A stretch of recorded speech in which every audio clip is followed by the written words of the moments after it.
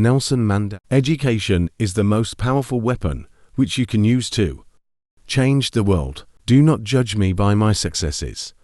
Judge me by how many times I fell down and got back up again. The greatest glory in living, not in never falling, but in rising every time we fall. I learned that courage was not the absence of fear, but the triumph over it. The brave man is not he who does not feel afraid, but he who conquers that fear. For to be free is not merely to cast off one's chains, but to live in a way that respects and enhances the freedom of others. No one is born hating another person because of the color of his skin, or his background, or his religion. People must learn to hate, and if they can learn to hate, they can be taught to love, for love comes more naturally to the human heart than its opposite. Resentment is like drinking poison, and then hoping it will kill your enemies. I am the master of my fate.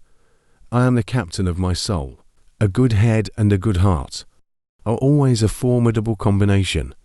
It always seems impossible until it's done. There is no passion to be found playing small in settling for a life that is less than the one you are capable of living. Freedom would be meaningless without security in the home and in the streets. I dream of an Africa which is in peace with itself.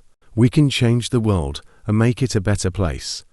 It is in your hands to make a difference. There is nothing like returning to a place that remains unchanged to find the ways in which you yourself have altered. One of the most difficult things is not to change society, but to change yourself. Courageous people do not fear forgiving for the sake of peace. Let there be justice for all. Let there be peace for all.